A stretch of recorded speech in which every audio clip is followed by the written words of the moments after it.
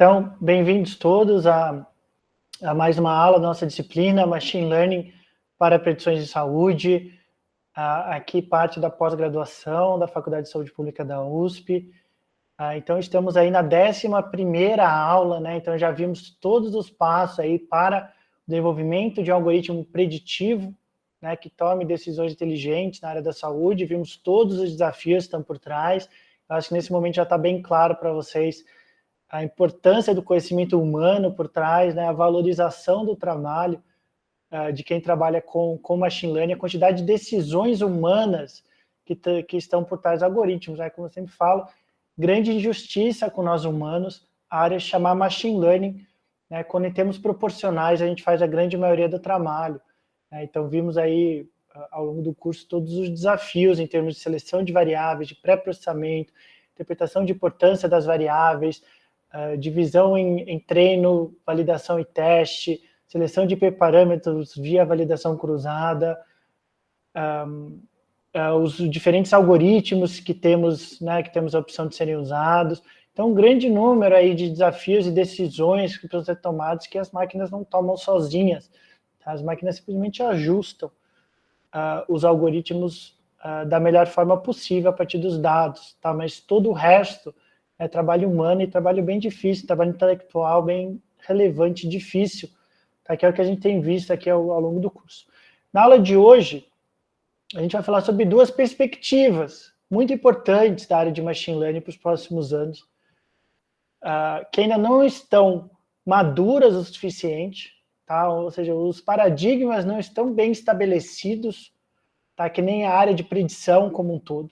Tá? A predição de lote, né, a predição transversal, né, de certa forma, que é desenvolver o algoritmo uma vez e fazer a predição. Tá? A gente vai ver duas áreas que trazem um pouco mais de complexidade nisso. Tá? Mas, ao mesmo tempo, como eu falei, não estão definidas, né, os paradigmas, as boas práticas dessas duas novas áreas, essas duas áreas de crescimento recente. Então, não faz parte do trabalho de vocês, do trabalho que vocês têm que apresentar ao fim da disciplina, porém, é uma área para vocês ficarem atentos. Né? Em primeiro lugar, ficarem atentos, porque vai ser uma realidade. As duas áreas que eu vou apresentar hoje, que é aprendizado federado e aprendizado online, ou aprendizado contínuo, são duas áreas que vão ser uma realidade na área de Machine Learning e Saúde nos próximos anos.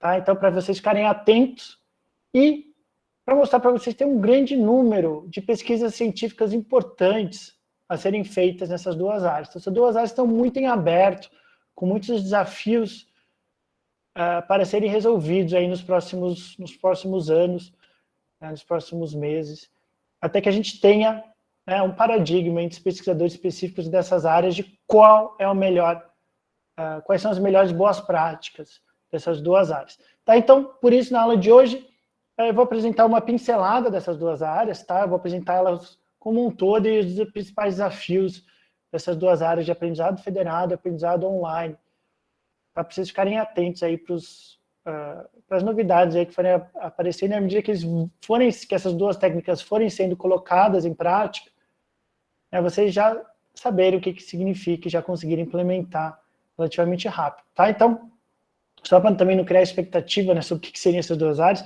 também rapidamente, antes de a gente começar com as apresentações. Aprendizado federado, tá? A ideia de que em vez de eu transferir banco de dados para o treinamento, é o algoritmo que vai passando de bancos em bancos de dados. Tá? Que é um dos grandes desafios que a gente tem hoje na área da saúde, principalmente em relação à privacidade. A privacidade e a disponibilidade dos hospitais de ficarem dando os dados, né, transferindo os seus dados de pacientes, em primeiro lugar, por questões legais, em segundo lugar, né, porque, né, dados, como sempre se diz, né, dados é o novo petróleo, então ninguém quer sair por aí dando uma das principais fontes de riqueza que os hospitais, que as instituições de saúde têm hoje, que são os seus dados. Tá? Então ninguém quer sair por aí entregando de graça para treinar algoritmo. Tá? Mas se você tiver um algoritmo que passeia, em que os dados ficam localmente, não são transferidos para nenhum lugar, mas o algoritmo vai sendo transferido, aí já abre novas oportunidades de parcerias. E resolve, de certa forma, a gente vai ver que ainda tem alguns desafios, mas resolve, de certa forma, a questão preocupações legais, preocupações de privacidade da transferência desses dados. Tá? Não mais transferir os dados, mas sim transferir o algoritmo, que vai treinando, né, em cada hospital, e aí passa para o próximo treino, passa para o próximo treino, e assim vai. Tá? Tem muitas complexidades aí que a gente vai ver ao longo da aula de hoje. Então, em primeiro lugar, o aprendizado federado é essa ideia, tá? Que na área da saúde vai ser a sua aplicação mais importante, na área da saúde. Tá? Exatamente por esses dois fatores que eu mencionei para vocês. Né? A privacidade e a questão de que os hospitais não querem sair por aí entregando seus dados. Tá? Que vale muito esses dados para eles ficarem aí entregando. E em segundo lugar, né, a segunda área que a gente vai ver hoje é aprendizado online. Que também é outra área extremamente importante na área da saúde, que são os algoritmos que vão se adaptando, reaprendendo à medida que novos dados vão chegando para ele. Tá? O algoritmo ele treina lá, ele aprendeu, mas espera aí, estão chegando novos dados e o algoritmo está tomando decisões. Por que ele não pode ir se readaptando com a chegada de novos dados? Tá? Vão chegando novos dados, ele faz a predição, mas espera aí, tem o resultado certo, por que não usar esse resultado certo para ir retreinando, não do zero, obviamente, tá? Mas para ir reajustando à medida que a realidade, principalmente em casos que a realidade vai mudando, como a gente teve recentemente no caso de Covid. Tá? Então, historicamente, né, até Covid, as coisas na área da saúde não mudavam muito. Tá? Eram praticamente as mesmas doenças, os mesmos problemas, as intervenções iam mudando bem lentamente, etc. Mas aí a gente viu a realidade com Covid, onde tudo teve que ser readaptado muito rapidamente. Né? Então, é interessante você ter um algoritmo, né? E à medida que a própria área da saúde vai avançando, né, em termos de intervenções, em termos de avanços tecnológicos, né, onde boa parte vai ser impulsionada por algoritmos de machine learning. Então, à medida que a área da saúde for tendo esse crescimento tecnológico, nessas melhorias de protocolos e melhorias de intervenções, né, você tem um algoritmo que não fica parado no tempo. Você tem um algoritmo que, ok, ele está tomando boas decisões agora, né, mas eu consigo, de certa forma, garantir que ele vai continuar tomando boas decisões, mesmo se a realidade for, de certa forma, mudando. Porque ele vai ter a capacidade de se readaptar a novos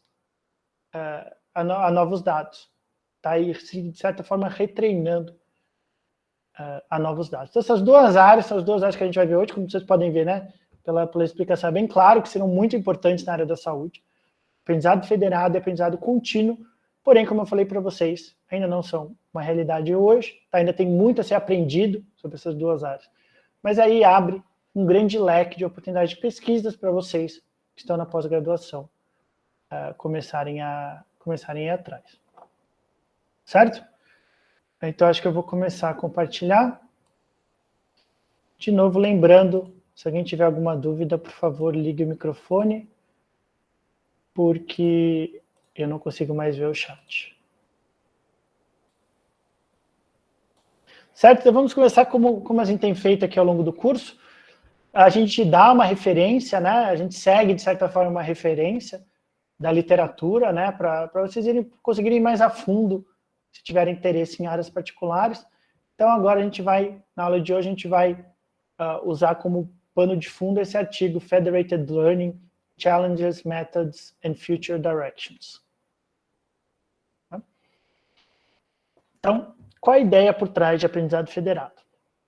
É treinamento em dispositivos remotos. Tá? Que dispositivo? Na área de aprendizado federado, usa muito isso de dispositivo, né? Porque foi uma área que nasceu, né, via Google. Né? A Google foi a primeira empresa a começar a falar de aprendizado federado, e eles usavam aprendizado federado para treinar os celulares. Tá? Principalmente treinar digitação, tá? Linguagem, via digitação das pessoas. Então, em vez de ficar passando o dado das pessoas todos para um algoritmo central do Google, tá? Eu ia passando o algoritmo no celular das pessoas. Então, sempre quando a gente está falando de uma instituição em aprendizado federado, em geral se usa dispositivo. Tá? Mas quando eu falo dispositivo, pense em hospital. Tá? Então, tem hospital, uma clínica, etc. Tá? Então, dispositivos remotos. Né? Então, cada hospital, né, o algoritmo vai passando para esse hospital e vai treinando. Tem grande número de desafios, que a gente vai ver, principalmente heterogeneidade e grande quantidade de dados. Tá? Heterogeneidade dos dispositivos e dos dados, e também devido à grande quantidade de dados e às vezes grande quantidade de hospitais que você pode ter num treinamento, num aprendizado federado. E aí você tem duas questões. Tem os dados que são locais e vão ficar locais. Tá? Não tem compartilhamento de dados em aprendizado federado. É exatamente para isso que serve o aprendizado federado. Tá? Então, eu não transfiro os dados do meu hospital. Os dados vão continuar no meu hospital. Tá? E, porém, o modelo é global. Como é que você resolve isso? Como é que você consegue ter um algoritmo, né, que aprenda com todas essas enormes quantidades de dados, de várias realidades, de vários hospitais, porém sem nunca deixar o dado sair do teu hospital. Tá? E para que a gente quer aprendizado federado? Por causa desses dois fatores. Então, em primeiro lugar, preservação da privacidade dos pacientes, principalmente na área da saúde, muito mais importante, né, do que em outras áreas aí de celular, de texto, etc. É muito mais importante a gente não divulgar quais doenças as pessoas têm, tá? E, em segundo lugar, a aceitação de novas colaborações, né? Onde a instituição de saúde não quer compartilhar os dados com seu concorrente. Tá? Então, não vai compartilhar os dados. É o algoritmo que vai atrás dos dados. Tá? Se Maomé não vai à montanha, a montanha vai até Maomé. É um pouco essa ideia. Você não consegue compartilhar os dados, o algoritmo que vai até os dados. Tá? Então, estamos nesse contexto hoje, né, principalmente na área da saúde, onde temos grande quantidade de dados, porém de localidades, né, de novo, dispositivos, né, vamos pensar em dispositivos como hospitais, porém hospitais diferentes. A cada hospital coletando seu próprio dado e todos os hospitais interessados em boas decisões na área da saúde, porém com aquelas duas restrições. Né? Tem que ter o cuidado legal da privacidade dos dados e tem que ter manter os seus dados, que é a sua fonte de grande valor. Também temos uma realidade de aumento de poder computacional, tá? Crescente preocupações com privacidade, né? E aí você abre todos esses desafios, né, atuais da área de dados, da área de machine learning, onde aprendizado federado pode ser uma solução. Né? Então, como eu falei, a área de aprendizado federado, de certa forma, começou com celulares. Então, onde você tem o teu algoritmo central, tá aqui essa nuvem, tá, que aprende a tomar decisões inteligentes, né? Por exemplo, qual é a próxima palavra que eu vou digitar? Tá, o autocomplete lá que a gente tem nas digitações. Né? Você está digitando alguma coisa, vem uma sugestão de qual é a palavra que você está procurando, aqui embaixo. Tá? Que o Gmail faz muito bem, tá? Está melhorando bastante, coisa que o Word faz muito mal. O Google rapidamente já entrou nessa área e já está fazendo isso relativamente bem. Obviamente dá para melhorar bastante. Meu objetivo é escrever a primeira palavra, e que vai ser uma realidade, tá? Escrever a primeira palavra, primeiras 2, 3 palavras e e dando tab toda hora e escrever meu e-mail completo, porque assim, eu repito muitos dos meus e-mails, então dá sim para ter esse aprendizado, onde eu só vou escrever 1, 2 palavras, e você vai ter o autocomplete até o fim do meu e-mail. Vai ser uma realidade, com certeza. A gente já tem isso com o GPT-3, tá? Não sei se você acompanhar o GPT-3, é aquele algoritmo que faz um monte de coisa, e uma das coisas que eles fazem é completar texto, né, onde você escreve o início de um texto e ele escreve o parágrafo inteiro sobre esse texto. Tá? Então, ou você escreve, escreva um texto sobre a floresta ao estilo de Graciliano Gomes, tá? Ou ao estilo de qualquer outro escritor ou de qualquer outro músico, e ele vai lá e escreve, tá? Baseado no seu aprendizado lá atrás, a escrever, Graciliano Ramos, a escrever tudo que você queria escrever.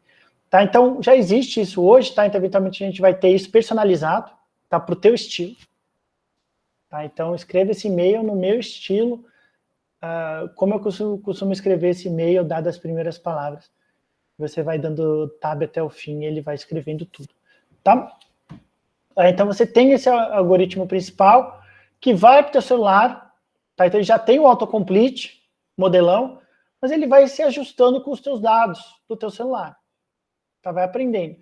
E aí você devolve esse aprendizado para o algoritmo principal, tá?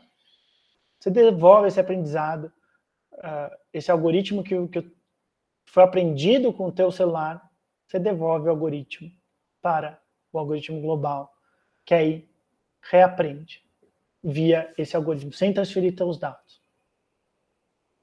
Tá? Obviamente, na área da saúde, né, vai ser uma área bem importante, onde você tem a questão dos hospitais, onde você pode ter um algoritmo principal, tá, um algoritmo que toma decisões inteligentes, porém, ele tem a capacidade de reaprender com os dados do seu hospital e devolver esses dados para esse grande algoritmo que está, esse grande algoritmo central. Tá? Então, os hospitais, com razão, né, operam com rigorosas práticas de privacidade. A gente tem a LGPD, agora vai ter o marco da inteligência artificial também. E você tem muitas restrições aí específicas da área da saúde, onde o aprendizado federado é uma possibilidade bem interessante. Então, qual que é o objetivo de aprendizado federado? É aprender um modelo sobre a restrição de que o armazenamento e o processamento devem, em geral, ser locais, tá? No hospital. Tá? Porém, você pode ter algumas atualizações intermediárias. Tá? Mas boa parte do aprendizado se dá localmente. Certo? E tem 4 grandes desafios centrais, tá? Que a gente já vai mais a fundo, mas só para apresentar primeiro. Então, 4 desafios centrais do aprendizado federal. Ficou claro o que é aprendizado federado? Tá? Tecnicamente é quase que óbvio e faz bastante sentido. Tá? Em vez de compartilhar os dados, você compartilha o algoritmo. Deixa os dados locais. Tá? Então, 4 desafios. Em primeiro lugar, comunicação em rede a cara. Tá? Então, a gente tem que diminuir o máximo possível o número de comunicações, tá, do hospital com o algoritmo central. Tá? E o próprio tamanho, tá, dessas mudanças. Então, a gente, às vezes, tem redes neurais que são relativamente grandes, tá? De isso ir e voltar toda hora acaba gerando um custo computacional. Em segundo lugar, heterogeneidade dos sistemas. Tá? Então, cada hospital vai ter a sua disponibilidade de hardware. Vai ter a sua memória, CPU, velocidade de internet, queda de energia, queda de sistema, tá? Principalmente à medida que esses algoritmos forem sendo aplicados em regiões mais remotas do Brasil, esses desafios vão sendo bastante reais. Como é que você lida com isso? Então, você tem um algoritmo que está passeando ali, de repente, você tem um hospital que está tendo problema de energia, por exemplo, ou está com internet lenta. Pode travar todo mundo. Tá? Heterogeneidade estatística. Tá? Você vai ter que precisar lidar com quantidades distintas de dados disponíveis, tá? De qualidade de dados, entre as diferentes instituições. Tá? Cada hospital tem o seu dado que coleta e tem essa qualidade coleta também. Tá? Será que todos vão contar o mesmo para o modelo final? Tá? E, por último lugar, o quarto grande desafio na área de aprendizado federado é a própria questão da privacidade. Então, o fato de eu transferir algoritmo não me garante necessariamente a privacidade. Tá? Eu consigo fazer algumas estratégias ali para entender características desse hospital. Por exemplo, eu tenho um modelo que, de repente, foi para esse hospital e ele voltou com o parâmetro de HIV/AIDS muito diferente. O que aconteceu ali? Esse hospital tem muito paciente com HIV/AIDS. Tá? Então, por mais que eu não transfira os dados, tá, dentro do modelo você pode encontrar algumas pistas sobre esses dados que vieram. Tá? Já é uma preocupação assim, bem recente aí da área de aprendizado federado, né? Que algumas pessoas achavam que era a solução para tudo, e está cada vez mais claro que não, que com alguma malícia, você consegue, de certa forma, descobrir as características dos pacientes que acabaram de passar pelo algoritmo, via essas mudanças que ocorreram no algoritmo. Então, temos 4 grandes desafios. Em primeiro lugar, questão da comunicação. Então, quais são as soluções? Né? Então, você tem um custo de comunicação, tá? De ficar mandando esse algoritmo toda hora para todo lugar. Você vai ter um custo ali. Tá? Então, você pode fazer 3 grandes técnicas. Né? Então, em primeiro lugar, atualização local. Tá? Então, você vai tendo, né, algumas atualizações ali mesmo no teu algoritmo local, sem você ter recebido o teu algoritmo master, né, o teu algoritmo principal. Tá? Então, você vai lá, faz algum processamento de dados ali, já antecipando, né, localmente a chegada do teu algoritmo principal. Em segundo lugar, você tem esquemas de compreensão de dados. Tá? Né, diminuição de dimensão, subamostragem, esparsificação, etc. Você pode fazer uma redução ali para ir reduzindo, né, a complexidade dos seus dados, né, e o efeito desses dados no algoritmo. Tá? Se tornar um algoritmo muito complexo, muito grande, ou com muitos detalhes ali dentro, você acaba tendo esse custo aí de transmissão desse algoritmo toda hora. Tá? E você tem o treinamento descentralizado, onde em vez de você, cada dispositivo, né, cada hospital, ter o seu treinamento individual, você pode ter treinamento em grupo. Tá? Encontrando alguns hospitais que você acha interessante esse treinamento em grupo e desenvolvendo esse treinamento, tá? E passando de grupo em grupo esse algoritmo. Então, em vez de cada hospital ter o seu treinamento, passa o algoritmo, você tem um grupo ali dentro que você, né, por exemplo, hospitais do mesmo sistema hospitalar. Tá? Onde você pode ter compartilhamento ali, você pode treinar ali o algoritmo. Né? Ou mesmo que não possa compartilhar, você compartilhar o algoritmo só entre eles ali, que o custo é menor, tá? Do que você ir toda hora mandando para o servidor central, volta, servidor central, volta, servidor central, volta. Tá? Então, em primeiro lugar, essa questão de eficiência de comunicação. Tá? Então, por mais que a gente resolva essa questão de não transferir dados, a gente tem esse desafio dessas conversas, né? Do algoritmo indo e voltando toda hora. Em segundo lugar, os sistemas que são diferentes. Tá? Em termos de, como eu falei, hardware, tá? Disponibilidade, CPU, às vezes até GPU, e memória.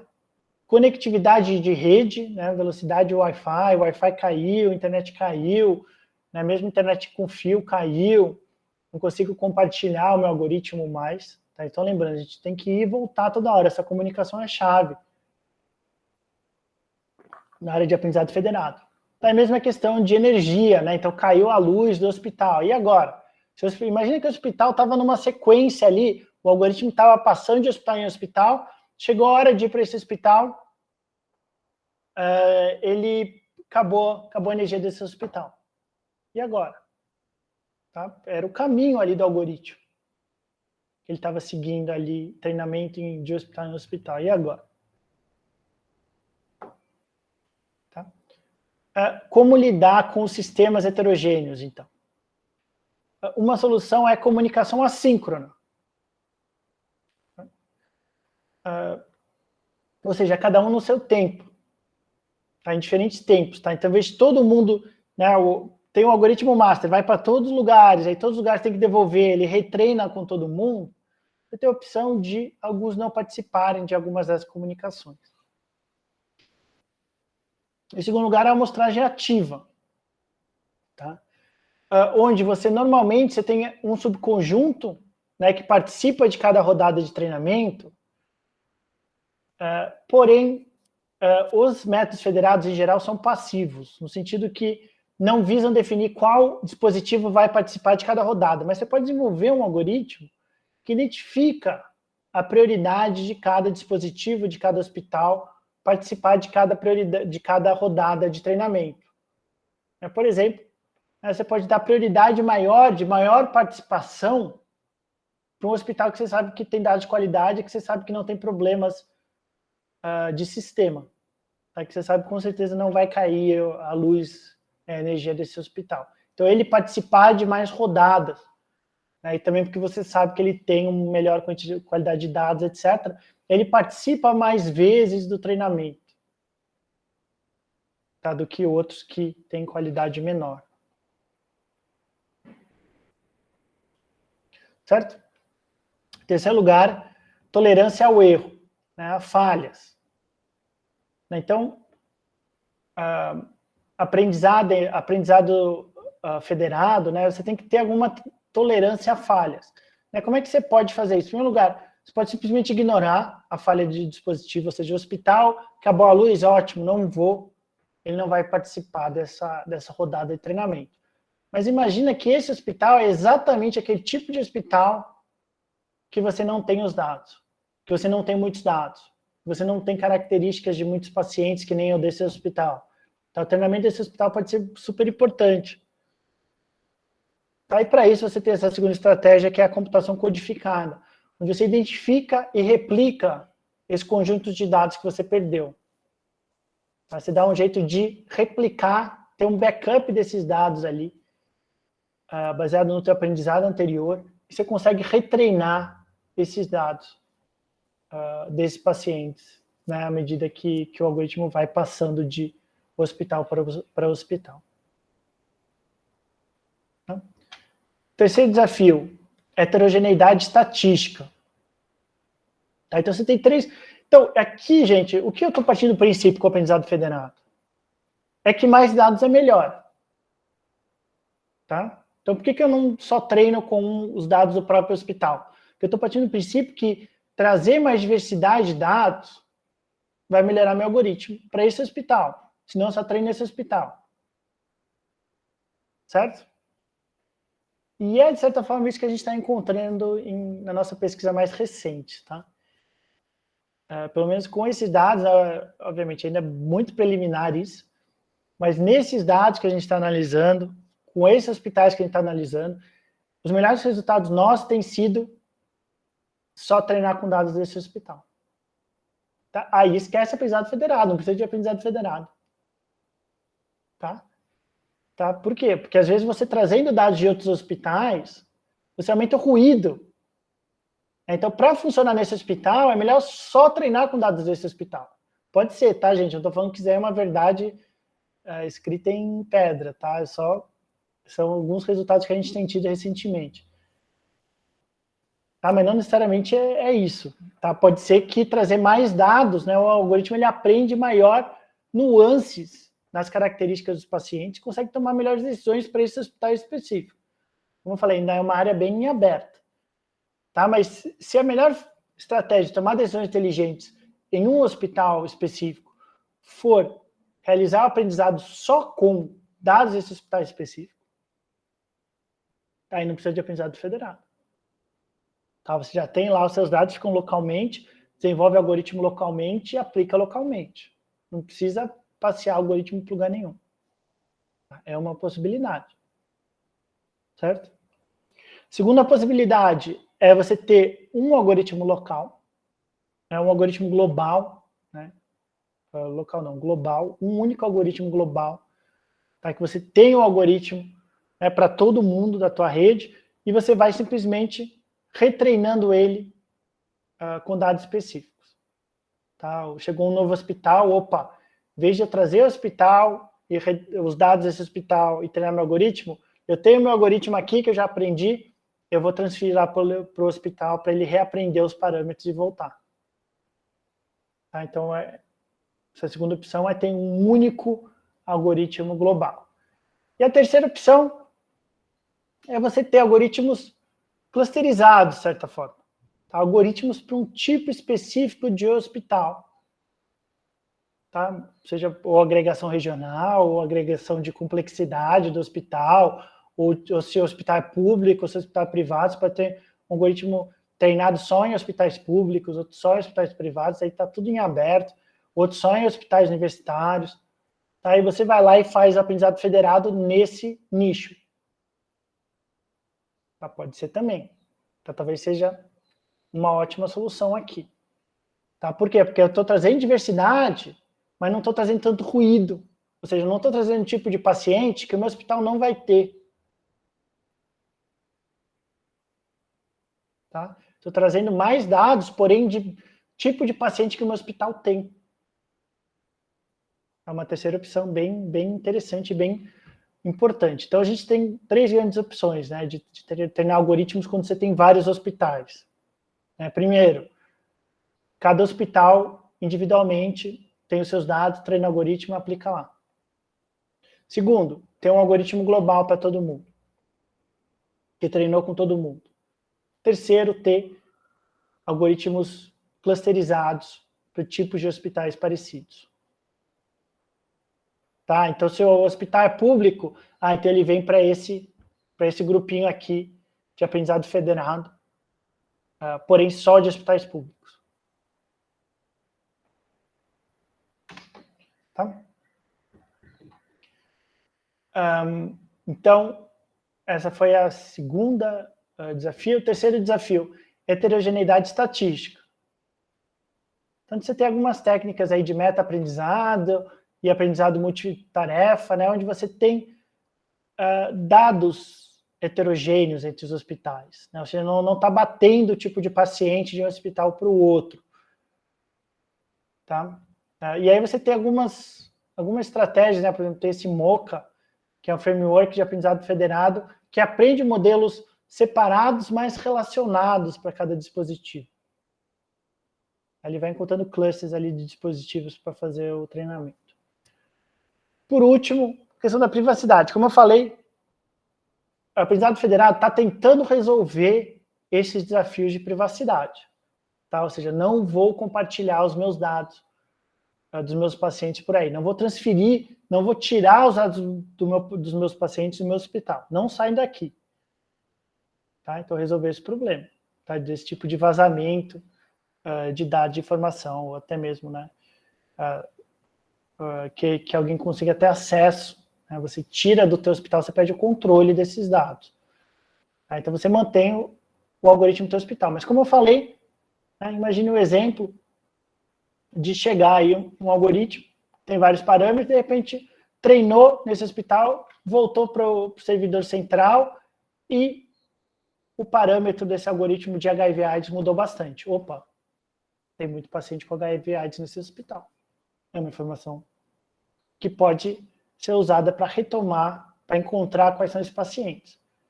Mudou muito o parâmetro de HIV/AIDS entre pacientes com 20 a 25 anos, por exemplo. Tá? Opa, então esse hospital aí, esses jovens aí que se internaram hoje nesse hospital têm HIV/AIDS. Tá? Então, por mais que eu não transfira os dados, o fato de eu transferir o algoritmo, você ainda consegue, em alguns casos, retomar, voltar e conseguir identificar quem são esses pacientes. Tá? Então, não está 100% resolvido.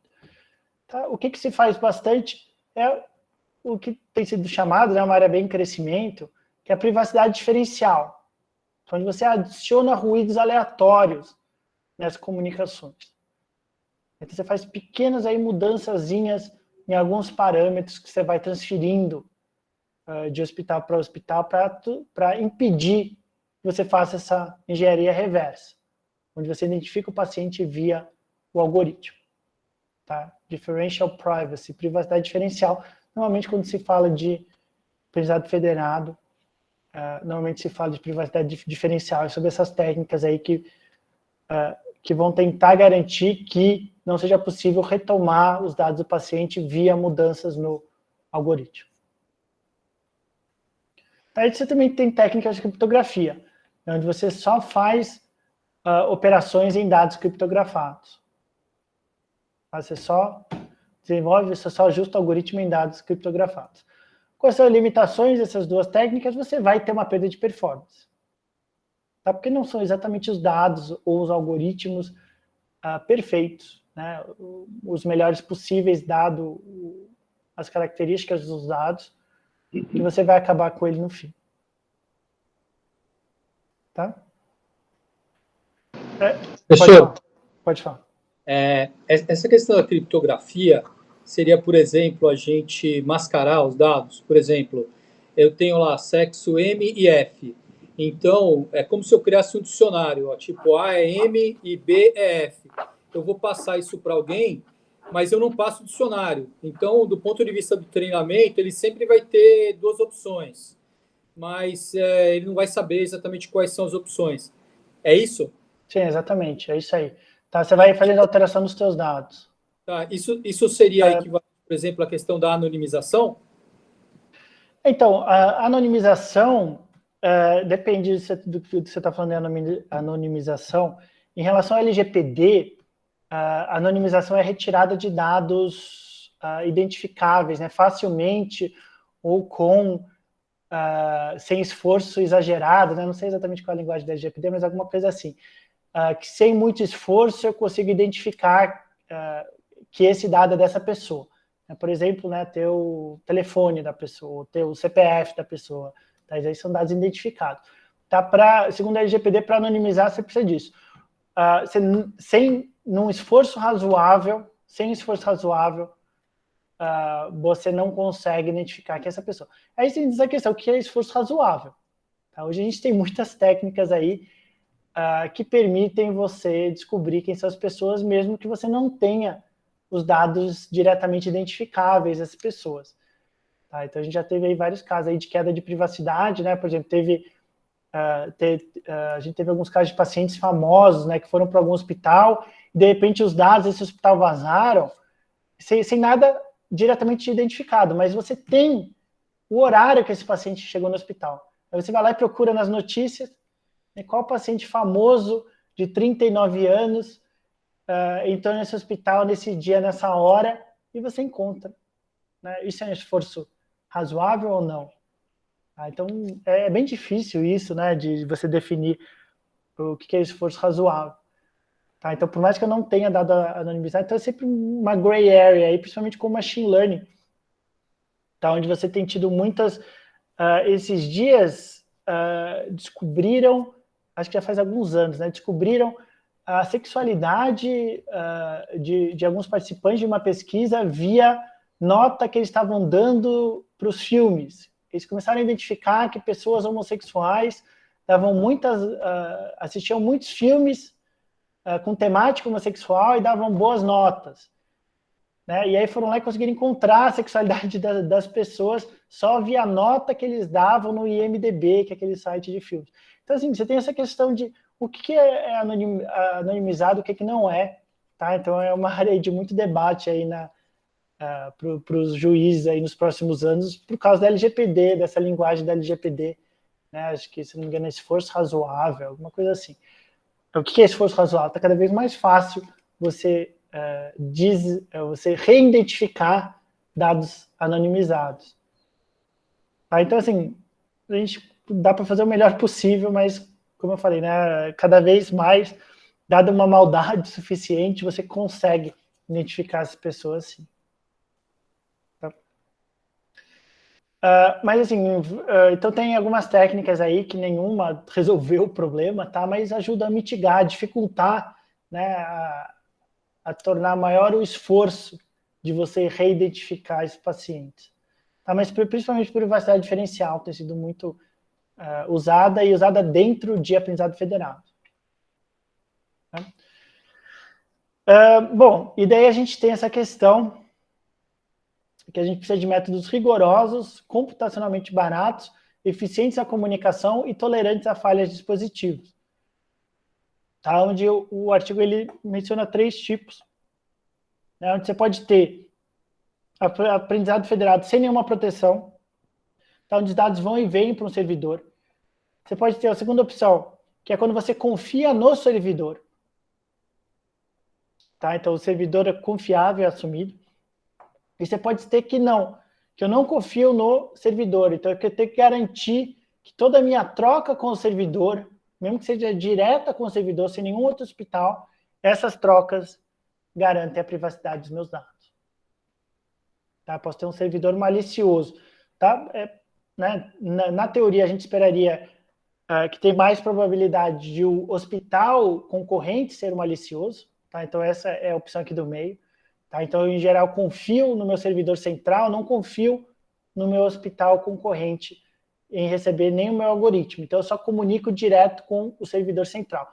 Mas, às vezes, eu desconfio que até o servidor central pode ter alguma falha ali.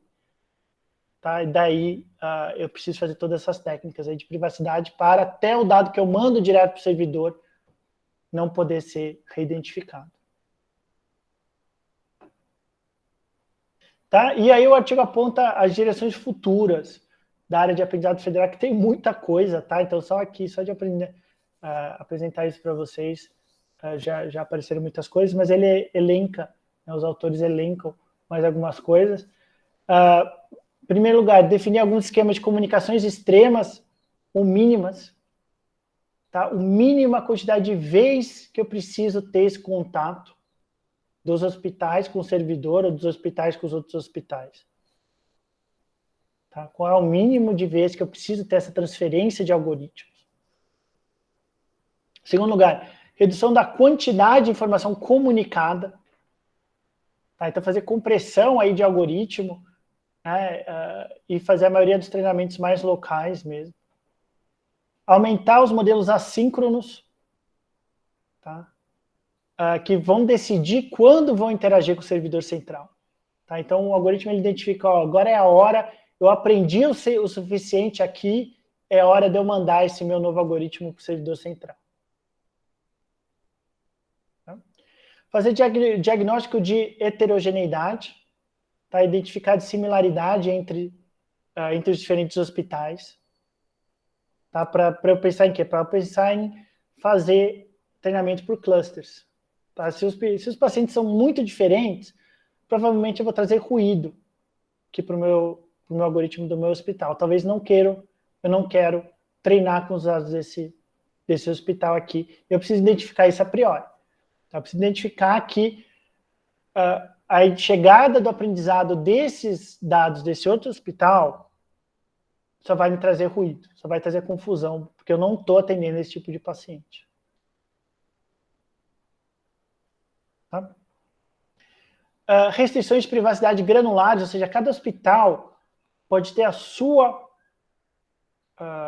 prioridade de privacidade. Tá? Você pode ter, né, hospitais que atendem pacientes, né, com apenas doenças comuns e frequentes, até hospitais que só atendem pacientes graves. Tá? Então, a exigência de privacidade pode ser um pouco diferente desses dois. Obviamente, nos dois casos são importantes, mas a gravidade é um pouco diferente. Né? O cuidado que a gente precisa ter é um pouco diferente desses dois tipos de hospitais, né? Em relação à possibilidade de vazamento dos dados desses dois tipos de hospitais, o risco, né, de trazer problemas para esses pacientes é diferente. Você também tem a questão, né, de além de aprendizado supervisionado, né, onde você pode ter aprendizado federado para técnicas descritivas mesmo. Então, eu quero descrever as características dos pacientes, porém eu não quero transmitir meus dados. Tá? Eu vou só transferir esse, de certa forma, algoritmo, né, descritivo. Tá? O que ele foi aprendendo em termos de características descritivas mesmo em vários lugares. Tá? Até porque até a descrição, né? Então, eu quero descrever meu banco de dados, né? Porém, eu não posso, nem para descrever, trazer os dados juntos. Então, como é que eu faço uma descrição da minha amostra, né, se eu não tenho essa amostra centralizada? Tá? O problema de aprendizado federado descritivo. Tá? Produção, né, do aprendizado federado, né, que ele menciona a questão do dataset shift, né, as coisas irem mudando com o tempo, como é que eu faço isso, sazonalidades, a entrada de novos dispositivos, né? Então, eu tenho um algoritmo e agora veio um novo hospital. Como é que eu lido com esse novo hospital que não participou de nenhum treinamento anterior e não está dentro de nenhuma rede, etc. Tá, e por último, ele menciona a questão do benchmarking, né? Onde você colocar padrões ali, onde você vai medir os seus avanços, né, futuros, tá? Em termos de performance e para garantir a reprodutibilidade. Né? Então, ter esse benchmarks na área de aprendizado federado, que é uma coisa que a gente não tem, não é muito comum ainda hoje. Tá, então, como conclusão, né? Então, o artigo apresenta uma visão geral do aprendizado federado, que são modelos treinados em redes distribuídas, né? Apresentaram os principais desafios e concluíram que temos um longo caminho de crescimento aí da área pela frente. Vocês viram que são muitos os desafios para os próximos anos de aprendizado federado, o que é ótimo para quem trabalha com ciência, né? Então, tem muita aí coisa a ser descoberta, muito desafio é interessante para ser resolvido e muita pesquisa científica interessante dentro da área de aprendizado federado. Tá, mas eu acho que ficou claro para vocês qual a ideia geral. A ideia geral é essa questão de privacidade, essa questão de não compartilhar dados, aí ter essa opção de o algoritmo ir sendo transferido em vez de os dados serem transferidos. Parece uma coisa bem óbvia, mas muito bem sacada isso. Talvez, como eu falei, muito importante aí. O Google já usa bastante, em geral, as empresas aí de software usam bastante isso cada vez mais, de não transferir dados dos seus clientes, transferir o algoritmo e deixando ele aprender. Tá? Porque não é só transferir o algoritmo, tá? Do tipo, já tem o melhor algoritmo do mundo, ele vai lá e vai tomar uma decisão e pronto. Não, é transferir o aprendizado também desse algoritmo. Tá? Esse algoritmo central, ele foi para um hospital, ele tomou a decisão ali naquele hospital, mas aprendeu também com os dados daquele hospital. Ele vai voltar para o algoritmo central. Certo? Então, isso é aprendizado federado. E a segunda perspectiva aí futura da área de Machine Learning em saúde, para os próximos anos, né, essa questão de aprendizado online. Tá? Que a gente vai ver agora na sequência. Tá, então, aprendizado, eu não gosto muito do nome, o nome é bem ruim, tá? Aprendizado online, as pessoas não está tão claro o que significa pelo nome. Tá, aprendizado federado, de certa forma, tá, né? Você tem uma federação de hospitais, de dispositivos atuando aí, de certa forma, em conjunto, mas aprendizado online é bem ruim o nome. Tá? O que é aprendizado online? É quando o aprendizado ocorre a cada nova inclusão de dados. Tá? Então, a ideia é, eu tenho um algoritmo que está tomando decisões inteligentes, porém, ele está tomando decisões inteligentes e dados estão vindo. Ele está tomando decisão. Por que não ir aprendendo com esses dados que ele está tomando decisão? Tá? Então, já treinei o algoritmo, ele está pronto. Vou colocar ele no hospital em produção. Eu coloco lá no hospital em produção, ele vai predizendo tudo. Mas por que ele tem que ser estático com aquele aprendizado passado? Por que esses novos dados que vão chegando, ao mesmo tempo que o meu objetivo é dar uma predição, eu não consigo alimentar esse algoritmo de volta com o resultado real que aconteceu com esse paciente. E ele se readaptar com esses novos dados. Essa ideia por trás de aprendizado online. Eu prefiro o nome aprendizado contínuo, tá? Por isso, né? Porque dá essa questão de o algoritmo estar sempre aprendendo. Eu prefiro o aprendizado contínuo, tá? Mas é mais comum o nome aprendizado online. Tá? Então é essa, né? A ideia é você ter a melhor predição possível, dado o conhecimento até esse momento. Tá? Que é a diferença para o aprendizado offline, né? De certa forma, o oposto do online.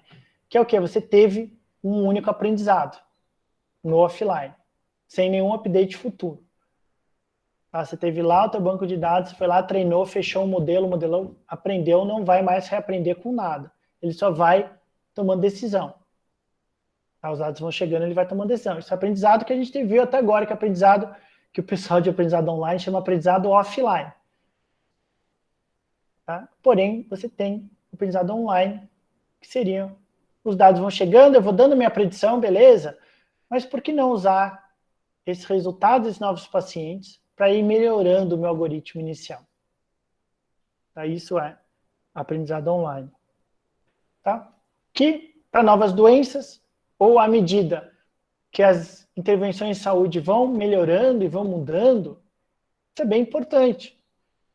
Tá? Porque imagina que as intervenções elas vão mudando. Em primeiro lugar, as intervenções nunca mudam do dia para a noite. É sempre num contínuo. Né?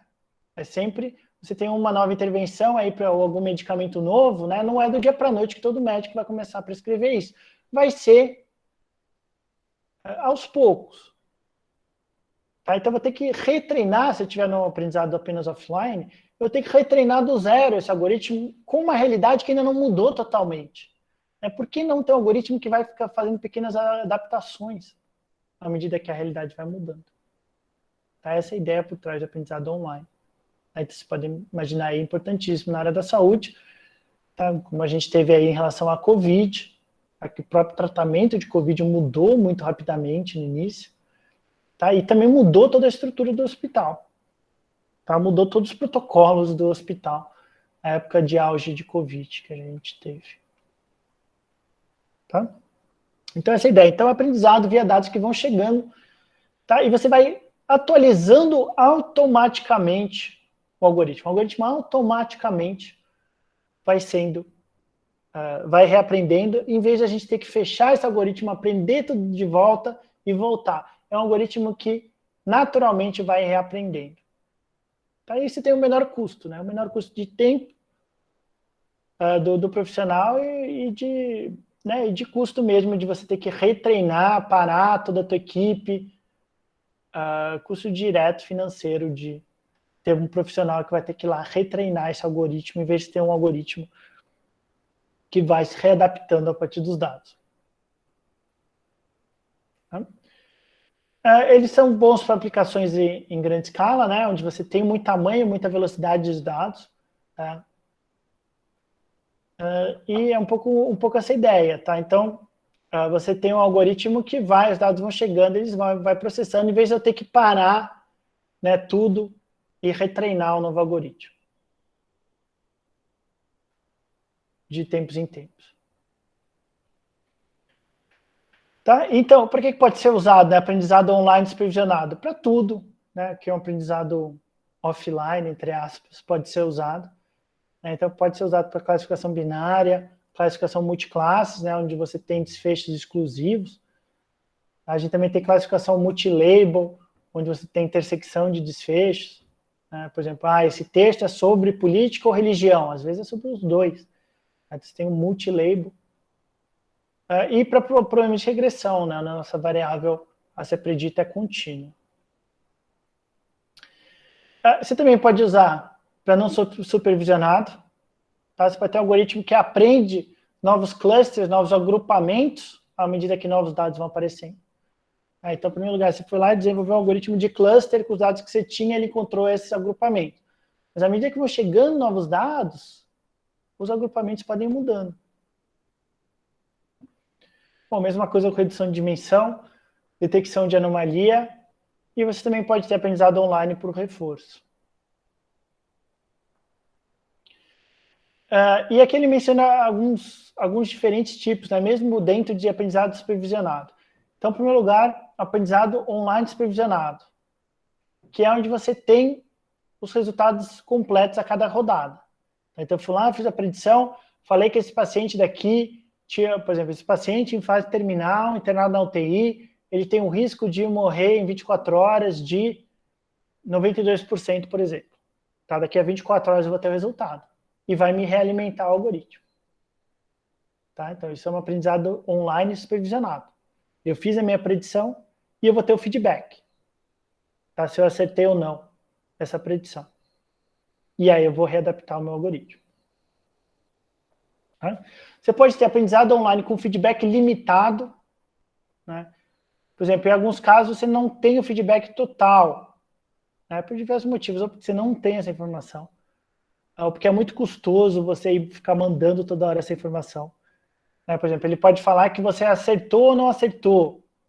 a classe que você fez a predição, né? No caso de multiclasse, mas não falar qual foi a classe verdadeira. Mas tem que se readaptar em relação a isso. E no aprendizado online não supervisionado, você não tem nenhum feedback sobre desfecho, tá? Você não tem desfecho em aprendizado não supervisionado. Porém, ele vai encontrando diferentes padrões aí à medida que você vai, que vão chegando novos dados. Aprendizado online não supervisionado, tá? Um exemplo são aquelas empresas de análise genética. Então, vocês já fizeram esse teste genético? A que eu fiz foi a 23andMe dos Estados Unidos. E vai mudando, tá? Eles me passam o resultado no aplicativo, e eu tenho lá a proporção do meu gene que é italiano, por exemplo. Isso foi mudando com o tempo. Eu fiz esse exame daí já faz uns 5 anos. Mudou. Eu sei porque eu tirei o print na hora que eu recebi. Eu recebo via aplicativo de celular. Recebi o print. E a minha proporção de gene italiano, por exemplo, mudou com o tempo. Por quê? Porque é um algoritmo de aprendizado online não supervisionado. Tá? Que ele vai mudando ali o algoritmo à medida que novos dados vão chegando e foi identificando que o meu gene mudou. Né? O meu gene não mudou, né? Mas o aprendizado do algoritmo mudou com o tempo. Tá? Então, é um aprendizado online não supervisionado. Tá? Não sei se exatamente online, ele pode ser offline também, pode ser que eles estão retreinando toda hora, mas provavelmente eu chutaria que é online. Tá? Que ele tem o mesmo algoritmo inicial que foi se readaptando com o tempo. Aqui é mais difícil, tá? Não sei se o 23andMe tem uma equipe capacitada para isso, para ir criar um algoritmo online de boa qualidade. Tá? Então, como é que funciona aprendizado online? Tá? Então, 4 passos do aprendizado online. Então, um exemplo de classificação binária, tá? Onde eu quero predizer uma variável categórica. Então, a cada rodada, eu já tenho o algoritmo que eu treinei lá com os meus dados de baseline, e a cada rodada são recebidos dados, novos pacientes, informação de novos pacientes, eu faço minha predição desse paciente. Daí, eu recebo feedback. Então, eu fiz a predição que esse paciente tem essa doença. Então, no exemplo que eu coloquei antes, esse paciente com doença terminal, internado na UTI, ele vai a óbito em 24 horas. Tá? Com uma probabilidade de 92%, por exemplo. Aí deu 24 horas, eu recebi o feedback. Acertei ou não acertei. Tá? E opa, vou ter que recalcular a minha função de perda. Tá? Tem que recalcular os meus parâmetros a partir desses resultados, desse paciente. Tá? Para reaprender o algoritmo, né? Obviamente, não reaprender do zero, tá? Pequenos ajustes ali nos parâmetros dos algoritmos, tá? E para dar uma melhoradinha no algoritmo para a próxima predição, com o qual eu vou fazer a próxima predição.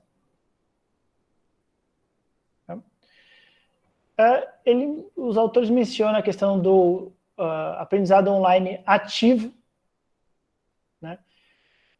Que é o que? Você tem, né, uma sequência de predições que eu faço, né? O algoritmo ele pode decidir que esses pacientes aqui que vieram agora, eu já aprendi muito com esse tipo de dados. Tá? Não preciso do feedback desse paciente. Não preciso do que aconteceu com esse paciente. Tá? E o algoritmo só pedir o desfecho para reaprender em alguns casos. Por exemplo, veio um paciente totalmente diferente, ele teve que fazer uma predição, ele fez a predição. Mas o algoritmo indica, eu não tive nenhum aprendizado com esse tipo de paciente. Me diz o que aconteceu com esse paciente para eu retreinar meu modelo. Tá? Aí você vai lá e tem que caçar esse dado, né? Tem um custo, né, de você dar esse feedback para o algoritmo. Você vai lá ter que caçar esse dado, você vai lá encontrar, avisa o algoritmo que esse paciente daqui acabou falecendo. Aí, opa, vou atualizar meu algoritmo. Tá? Pode ser, o algoritmo ele tem essa opção, nesse caso de aprendizado online ativo. Ele só pede os dados para quem ele acha relevante para retreinamento. Tá? Os dados de desfecho, né, do que aconteceu com esse paciente. Tá? E, obviamente, né, o que é relevante, aí abre toda uma área, né, do que é necessário para retreinar esse algoritmo. Tá? O que um algoritmo acharia interessante para saber o resultado e retreinar versus aqueles pacientes que o algoritmo fala, não preciso, eu não vou retreinar meu algoritmo por causa desse paciente. Tá? E aí, bom, só mais alguns exemplos aqui de aprendizado online não supervisionado, né? Como eu falei, você pode ter clustering, né? Agrupamentos de pacientes, tá? Que podem ir mudando com o tempo. Tá? Então, outro hospital vai envelhecendo, novas doenças vão aparecendo, e aí os seus agrupamentos de pacientes começam a ser diferentes. Tá? A mesma coisa com redução de dimensão, dependendo das características aí do paciente. Tá? E em terceiro lugar, detecção de anomalias. Né? Então, você conseguir identificar que ó, esse paciente daqui tem algo estranho. Pode ser algum problema, alguma doença nova. Tá? Então, por quê? Porque o algoritmo já aprendeu lá atrás e veio um paciente totalmente estranho para ele. Ele vai lá e fala, não, peraí, esse padrão aqui de dados eu não conheço. Isso é novo para mim. Tá? E aí ele menciona aí mais alguns tipos de aprendizado aí que se usam aprendizado online, como aprendizado incremental. Tá? É um aprendizado que você tem que segurar o espaço e os recursos que você está usando. Tá? Então, você não vai usar todos os teus dados, nem todos os teus recursos computacionais, né? Então, imagine uma situação de muitos e muitos dados. Não vou usar todo mundo. Eu tenho o feedback de todo mundo, mas não vou usar todo mundo. Quais pessoas eu identifico para usar? Tá? Esse aprendizado sequencial, onde a sequência importa, a ordem que vão vindo os dados importa. Aprendizado interativo, que é quando eu coloco um human in the loop, né, um ser humano, um especialista, fazendo pequenas correções ali no algoritmo, tá? Ou fazendo pequenos empurrõezinhos no algoritmo. Tá? Incorporando conhecimento de experts, meio de interação com profissionais especialistas na área. Tá? E você tem aprendizado por reforço, né, que você tem um agente que procura maximizar a recompensa por meio da interação com o ambiente. Tá? Então, é aprendizado por reforço, né? Um algoritmo que vai interagindo e tenta maximizar a sua recompensa, tá? Via punição e via benefício, via recompensa. Tá? Então, em conclusão, eles mencionam aí os grandes tipos de aprendizado online, né? Que pode ser supervisionado, onde você tem o feedback completo. Aprendizado online com feedback limitado, onde eu não tenho para todo mundo, seja por questão de custo, seja por questão de tempo, e aprendizado online não supervisionado. Então, todos os aprendizados aí principais, né, de machine learning, que é o supervisionado, não supervisionado e semi-supervisionado, você consegue fazer isso com aprendizado online. Tá, e depois os autores mencionam aí alguns desafios futuros, né, quais são as áreas aí de interesse científico aí para os próximos anos de aprendizado online. Aí, em primeiro lugar, a questão do concept drift, né, quando o desfecho muda, características do desfecho mudam, né, como é que você faz aprendizado online dessa forma, porque ele aprendeu com um desfecho que tinha determinadas características, agora o desfecho mudou, como é que eu reajusto o algoritmo em relação a isso. Quando você tem Big Data, você tem muito volume de dados, muita velocidade de dados, o quanto eu vou reatualizando esse algoritmo. Né? Lidar com variedade de dados, então a questão de entrada de dados estruturados, dados não estruturados. Tá? Como é que eu vou lidando com essa complexidade aí de dados e retreinando o algoritmo, dada essa complexidade. Menciona também outras questões, né, que a gente tem também no offline, que é a qualidade dos dados.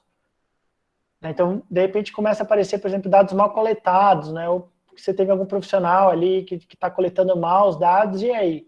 Eu vou retreinar o algoritmo com esses dados, e como é que eu identifico que esses dados estão tendo problema? Tá? Porque pode ser que os dados estão mudando, não por causa de uma mudança natural do sistema de saúde, ou uma mudança real do sistema de saúde, mas porque está tendo um problema de coleta. E aí eu vou retreinar meu algoritmo com dados piores do que ele sabia lá atrás. Tá? Daí ele menciona a questão do online deep learning, né, que você tem que encontrar o equilíbrio de eficiência computacional, escalabilidade, complexidade dos dados. E uma coisa que ele menciona como aprendizado contínuo, tá? Que eu conheço como aprendizado online também, a questão do esquecimento, tá? É uma questão fundamental, assim, que ele quase não toca os autores quase não tocam nesse artigo, que é o quanto do algoritmo local, o algoritmo original, eu mantenho, versus o quanto eu deixo o algoritmo se adaptar mais ou menos rapidamente aos novos dados. Tá? Qual é a minha taxa de aprendizado aqui? É um grande desafio. Por quê? Porque eu também não quero que o algoritmo seja totalmente maleável a novos dados, né? Pode ser que vieram dados aí com problema de coleta, de repente. Tá? Ou vem um novo profissional do turno da noite, ou, né, algum profissional que veio só substituir, veio e coletou mal os dados, por exemplo. Não quero que o algoritmo seja totalmente maleável e esqueça tudo o que aconteceu e só aprenda com esses novos dados. Tá? E o contrário também é verdadeiro. Tá? Então, de repente, eu estou numa mudança mesmo de paradigma da área e o algoritmo está sendo muito devagar a se reaprender. Tá? Então, saber o quando essa taxa de aprendizado aí você deixa é um dos grandes desafios de aprendizado online para os próximos anos. Certo? Então, eu só queria colocar, de novo, é só uma pincelada, como vocês viram, tem muitos e muitos e muitos desafios por trás, tanto de aprendizado federado, quanto de aprendizado online, mas espero ter ficado claro para vocês o potencial e a importância dessas duas áreas aí para o futuro de machine learning em saúde. Tá? Então, né, então eu apresentei essas duas áreas e coloquei aí alguns desafios, tá? Não é para vocês fazerem no trabalho de vocês, como eu falei, tem muita coisa em aberto ainda. Eu diria que a grande maioria das coisas de aprendizado federado e aprendizado online estão em aberto. Tá? Todos esses desafios aí que eu coloquei para vocês, para chegarmos aí numas boas práticas dessas duas áreas difíceis e complexas, porém vão ser uma realidade. Tá? As duas áreas são extremamente importantes para o futuro de machine learning em saúde. A questão da privacidade e da colaboração entre hospitais, né, que o aprendizado federado tenta resolver, e a questão das mudanças do sistema de saúde, que é o aprendizado online procura resolver. Há tantas mudanças de prática, como mudanças de paciente, como mudanças de interações de doenças, como mudanças de medicamentos, como mudanças de intervenção, de intervenções. E como eu falei, essas mudanças que vão ocorrer no sistema de saúde são mudanças em contínuo. Tá? Não é de repente, do dia para a noite, que práticas do sistema de saúde mudam 100%. Nunca é assim. Sempre tem um período de transição ali. Tá? Então, por exemplo, eu acordei hoje e alguma prática da área da saúde mudou. Mas peraí, não vai ser rápido assim. Não é acordei hoje, todos os médicos dessa área vão adotar essa prática no mesmo dia. Tá? Então não dá para eu pegar os dados e retreinar agora. Tá? Porque isso aí provavelmente vai levar anos. Tá? Práticas na área da saúde levam anos para serem totalmente adaptadas. Tá? Então esse algoritmo aí contínuo, indo aprendendo essas mudanças com o tempo. Ainda aprendendo a identificar as melhores decisões dadas essas mudanças. Né? A gente também não pode exagerar o quanto a gente tem de mudança, tá? Não é tão grande assim, obviamente. A gente teve o exemplo de Covid recentemente, que foi uma mudança drástica no dia a dia do sistema de saúde, tá? Mas até Covid não era tão grande assim, tá? As práticas, como eu falei, não mudavam muito de um mês para o outro, nem de um ano para o outro. Tá? Então, assim, tem que levar com esse cuidado. Porém, a gente tem o potencial aí de machine learning de trazer mudanças reais no sistema de saúde e rápidas em alguns casos, à medida que os algoritmos vão sendo, né, entregues para os médicos para tomarem decisões e profissionais de saúde como um todo, as mudanças podem ser que ocorram bem rapidamente. Tá? E daí vão ser bem importantes esses algoritmos. Tá? Mas, de novo, não vão ser do dia para a noite. Vai ter um período de transição ali que os algoritmos online vão ser muito importantes. Aí as coisas mudam no sistema de saúde mesmo, tá? Principalmente com avanços tecnológicos e, né, aparecimento de novos resultados científicos aí para determinadas práticas. As coisas vão mudando no sistema de saúde, é importante ter essa flexibilização dos algoritmos, né, que consigam se readaptando a novas realidades no sistema de saúde. Tá? Então, duas áreas fundamentais aí que não dá para dar um curso de machine learning em saúde hoje, né, em 2021, sem falar dessas duas áreas, para vocês já ficarem atentos à medida que elas forem aparecendo no sistema de saúde. Mas, como eu falei, não precisam adicionar essas duas áreas no projeto de vocês, no projeto final da disciplina. Aproveitando sobre essa questão do projeto final da disciplina, né, do trabalho final da disciplina, na próxima aula a gente vai ter discussão de artigo. Tá? Na aula seguinte, a gente vai falar sobre questões éticas de machine learning, tá? Desafios éticos do uso de machine learning. E aí vocês vão ter uma semana para fazer o trabalho, né, para deixar o trabalho certinho, e depois vai ter a apresentação. Tá? A última aula é a apresentação. Na última aula a gente vai fazer um sorteio, tá? Em princípio 10 minutos de apresentação para cada, tá? Mas também para a gente não se estender muito, acho que a gente tem atualmente 25 alunos, 25, 27 alunos que se que se mantiveram na disciplina até o fim, como alunos regulares, né, além dos alunos do laboratório que estão assistindo. Então, né, e ainda mais o tempo de transição, etc., daria muito tempo de aula, então não vai dar para apresentar todo mundo, a gente vai fazer um sorteio.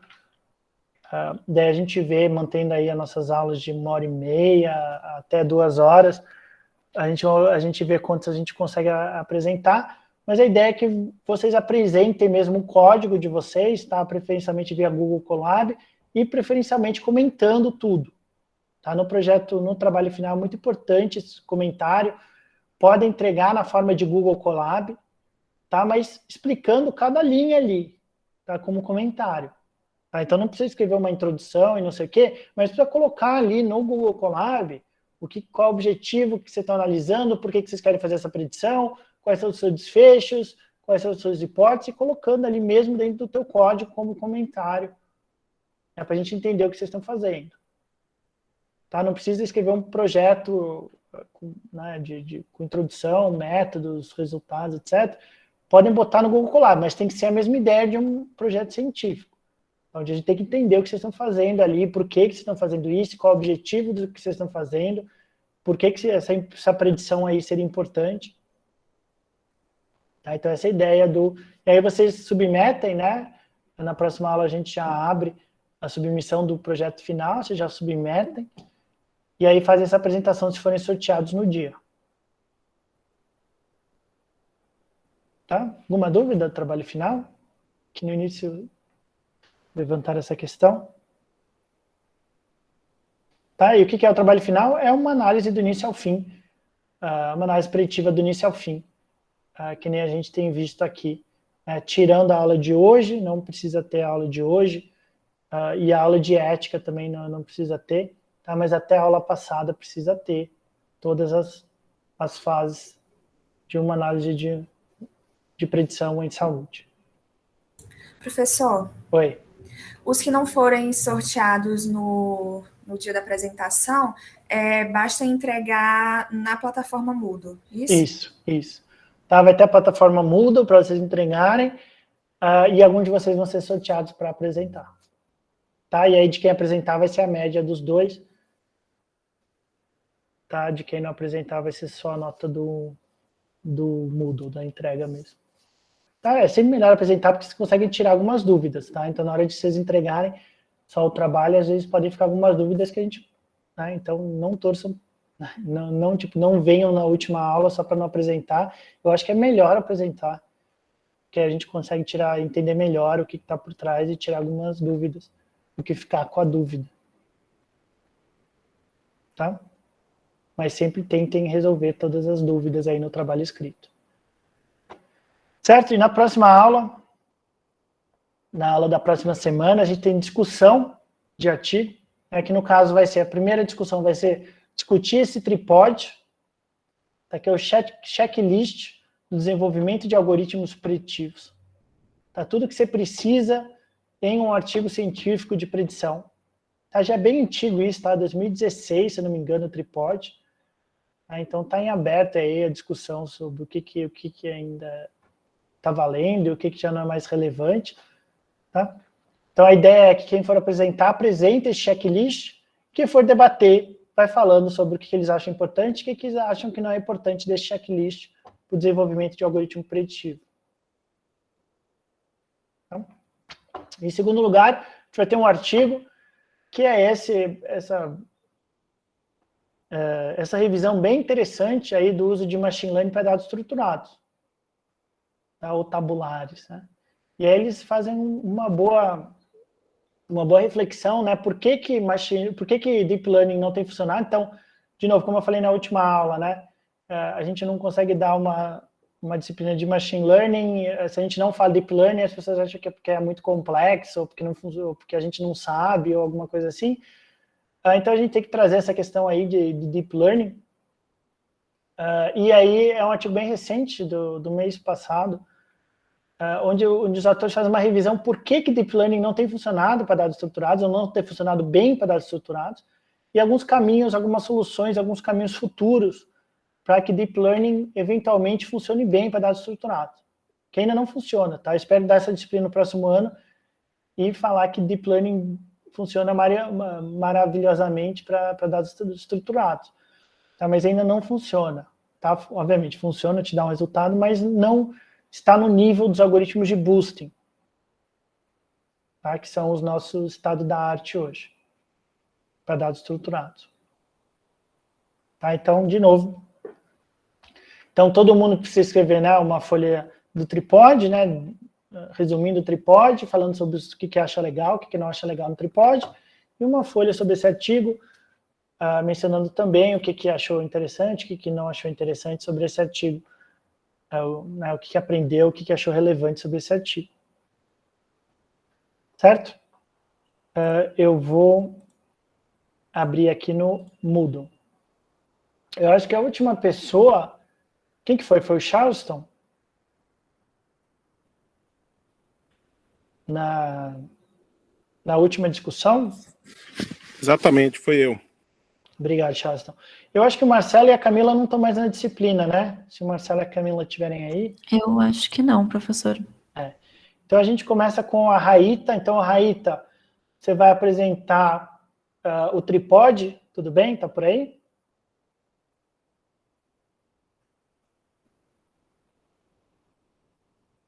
Tá tudo bem. Tá ótimo. Então, Raíta, você apresenta o tripod. A Isabel discute. Tá por aí, Isabel? Tô aqui sim. Ótimo. Então, aí você discute. Daí o Rafael apresenta o artigo. Rafael, tá por aí? Tô sim, professor. Obrigado, Rafael. E aí a Mariane discute, que a Mariane ainda não participou dessa parte de discussão.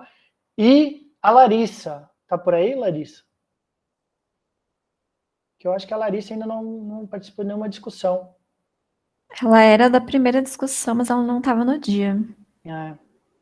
Você consegue... Ela não está na aula? Se não, entre em contato com ela, Mariane. Aí vocês duas discutem o artigo. Tá bem, professor. Para a minha apresentação. Tá certo, pessoal?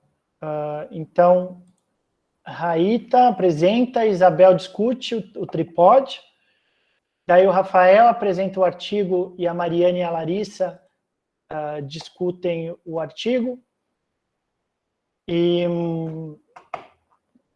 daí a gente finaliza a questão de debate, lembrando que todo mundo precisa entregar, né, a folha separada, né, para o tripod e para o artigo científico. Tá?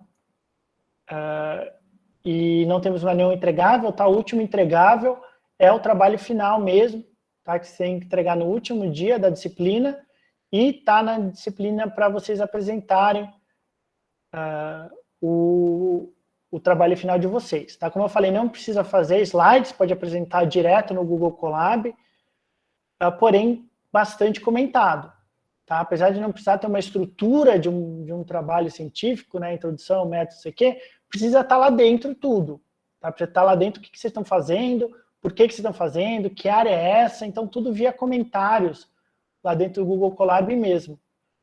Tá? Vocês vão adicionando essas informações para a gente entender, né? Porque o primeiro desafio de um estudo preditivo é saber se é um problema preditivo mesmo.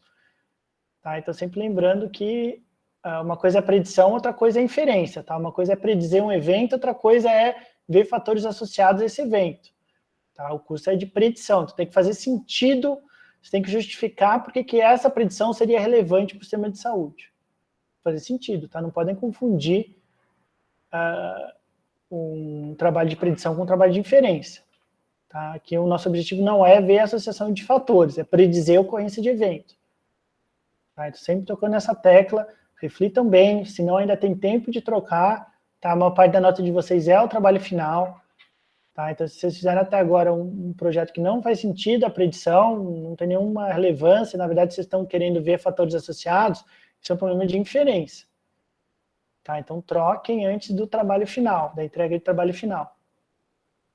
Certo? E aí, qualquer coisa, a Mariane está aí para tirar qualquer dúvida nas monitorias. Quando é que é a próxima monitoria, Mariane? Sexta-feira, às 3h, professor.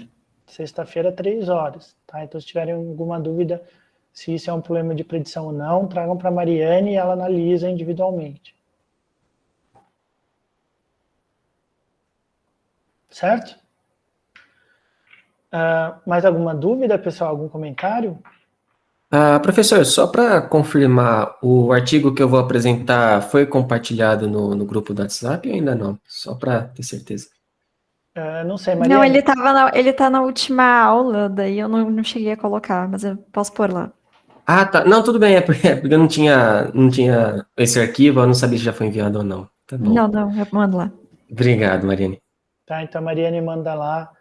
Aí depois vejam, é do archive, tá disponível para todo mundo, tá? Então esses dois da próxima aula, que é o tripode, tá? Então lembrando, o tripode, gente, é o checklist, tá? Tem uns artigos ali sobre a história do tripode, não é isso que a gente quer o checklist.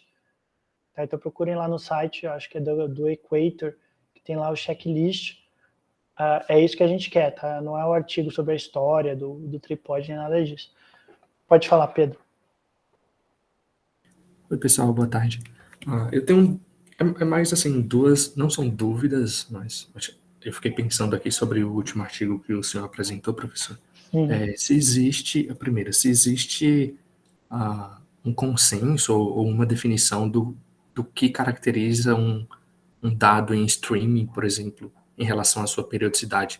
Tipo, se um dado chega a cada X intervalo de tempo, isso se configura um stream, um dia, uma hora, não sei. Existe essa definição ou não? Não, acho que não, é bem difícil isso, né? É que nem o pessoal querer colocar Big Data baseada num determinado tamanho de banco de dados, né? As coisas aí vão mudando, né, com o tempo do que é normal, do que não é normal, tá? Então não existe isso daí, do que a gente considera streaming, não. Tá? E para aprendizado online também não mudaria muito, assim, a periodicidade disso. O importante é você ter um algoritmo que consegue se adaptar a novos dados, tá? Independentemente de quantos dados venham, né, ou qual é a frequência da chegada desses dados, o importante é que esse algoritmo tenha alguma capacidade de readaptação, que é uma coisa que algoritmos, né, offline, ou os algoritmos aí que a gente tem visto ao longo da disciplina não tem, tá? Então você desenvolve o algoritmo no treino, coloca ele no teste, e é esse algoritmo que você vai colocar para tomar decisões aí em produção, tá? O algoritmo online começa a ser online quando esse algoritmo tem a capacidade de reaprender à medida que ele vai tomando as predições futuras. Então, pensando nisso que você falou, eu já encaixo minha segunda, porque eu estava pensando aqui na minha cabeça enquanto você estava apresentando. Pensando lá em batch, a gente tem um conjunto N de dados, a gente treina e ele vai para a produção. Mas num cenário online, a gente...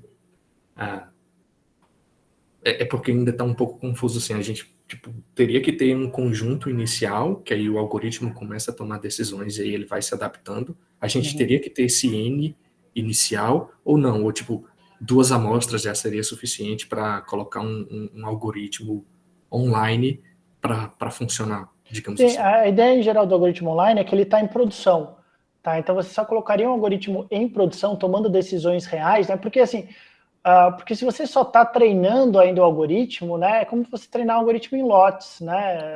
Não seria nenhuma dificuldade. Você já tem os dados, já tem o resultado e tal, então né, se você estivesse treinando ainda o algoritmo, né, não teria boa parte dos desafios aí que eu mencionei. Tá? Então, algoritmo online começa a ser considerado algoritmo online quando ele está em produção. Tá? Então, você já fechou o algoritmo ali, ele já está tomando decisões inteligentes, tá? Já está auxiliando em decisões de saúde, e ao mesmo tempo que ele está auxiliando em decisões, ele está se reaprendendo. Tá? Isso seria aprendizado online. Tá? Porque senão é aprendizado normal, né? Então, aprendizado, principalmente redes neurais ou deep learning, né? Você vai passando lotes de dados, ele vai reaprendendo, lote de dados, vai reaprendendo, etc. Mas você já tem o resultado aqui de todo mundo, né? Que já vai vindo e você já vai reaprendendo direto. Então, você vai retreinando ao mesmo tempo aqui. Tá? Com o algoritmo online já entra muito mais desafios, no sentido que você tomou a predição, mas espera, o resultado não vem direto aqui para eu reaprender, né? E aí você vai abrindo todos aqueles desafios ali que a gente viu, né? De quanto ele vai reaprendendo, de quais dados eu uso para reaprendizado, Então, em geral, o algoritmo que já aprendeu, você já fechou, já mostrou que ele funciona, você coloca ele em produção, está tomando decisões e, ao mesmo tempo, vai reaprendendo. Entendi. Obrigado. Mais alguma coisa, pessoal? Se alguém colocou alguma coisa no chat.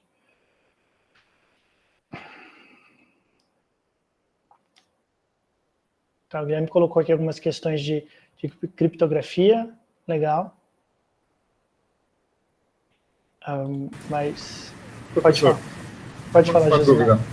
Essas questões sobre privacidade, legislação, somente estão relacionadas só ao país onde o aplicativo vai funcionar? Ou teria que pensar em mais, além do que existe na legislação, por exemplo, do Brasil? É um bom ponto, né? Então, à medida que você vai mudando, né, você vai transferindo esses dados, novas legislações vão sendo aplicadas. Na LGPD tem alguns parágrafos aí que, como eu não entendo muito de lei, para mim ficaram bem confusos, né, sobre o que fazer com dados, né, quando você está tratando de dados estrangeiros ou quando você manda os dados para outros lugares, né, se a LGPD, que parte da LGPD ela incide ou não incide, tá? Então, assim, se você está mudando os seus dados de lei, né, a gente sabe que a Europa tem leis bastante rigorosas em relação a isso. Os Estados Unidos também, leis da área da saúde, chama HIPAA, H-I-P-P-A ou PAA, que também são bem rigorosas em relação à transferência de dados de saúde, tá? Essa é uma lei específica aí de saúde. Tá? Então, na medida que você for transferindo esses dados internacionalmente, só aumenta a tua dor de cabeça, né?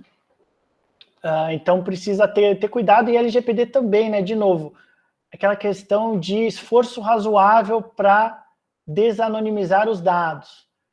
Né? Será que eu, desanonimizando os dados via mudança de algoritmo, será que esse esforço razoável ou não é razoável?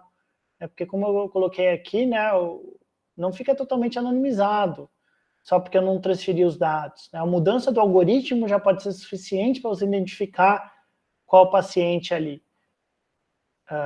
Qual paciente fez parte daquele banco de dados de treinamento. Né? Então, assim, né? Então, felizmente, não sei nada sobre lei, eu deixo daí para os nossos amigos juristas aí se resolverem, tá? Mas a nossa grande questão é tentar garantir o máximo de privacidade nesse caso, por isso que o aprendizado federado é uma solução, mas como eu falei, tem muitos desafios ainda, não é uma bala de prata, não vai resolver tudo, ainda tem muitos desafios de privacidade, mesmo com o aprendizado federado, que a gente, como comunidade aí de Machine Learning e Saúde, a gente vai ter que ir resolvendo e encontrando as melhores soluções. Tá? Mas, de fato, não temos aí uma bala de prata no momento que resolva todos os nossos problemas de privacidade. O aprendizado federado é um caminho na direção correta, na minha opinião. Tá? Mas ainda tem muitos desafios mesmo. Certo? Mais algum comentário, pessoal? Alguma dúvida?